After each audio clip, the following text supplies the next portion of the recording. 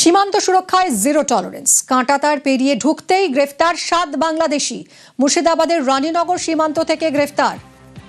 রাকিবুল রয়েছে সঙ্গে, আরো জানাবে রাকিবুল, কিভাবে এরা ধরা পড়লো এই 7 বাংলাদেশি, এরা কি উদ্দেশ্যে এসেছিল?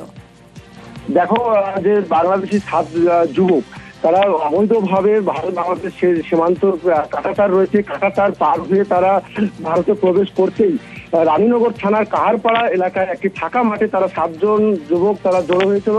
তাদের উদ্দেশ্য ছিল যে তারা চেন্নাই রাজমিস্ত্রি কাজে যাওয়ার উদ্দেশ্যে তারা ছক কষেছিল এবং সেই প্ল্যান মাফিকে তারা বেরিয়ে এসে এবং ভারতে প্রবেশ করেন। এবং সেই খবর কিন্তু পাই রানীনগর থানার পুলিশ এবং রানীনগর থানার ওসি যে নিয়ে রয়েছেন সুজিত হালদারের নেতৃত্বে অভিযান চলে ওই কাহারপাড়া এলাকায়। অভিযান চালানোর পরই তাদেরকে 7 জনকে আটক করে তাদেরকে জিজ্ঞাসাবাদ করে এবং কিভাবে আসলো এবং বৈধ নথিপত্র তাদের কাছে দেখতে চাইলে তারা না দেখাতে পারায় তাদেরকে তারপরে গ্রেফতার করে এবং ওই 7 যুবককে তাদেরকে লালগোলা হোল্ডিং সেন্টারে পাঠায়।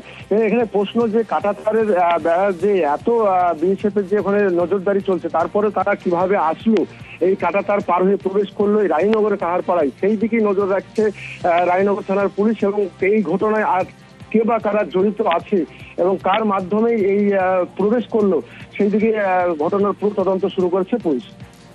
ধন্যবাদ রাকিবুল।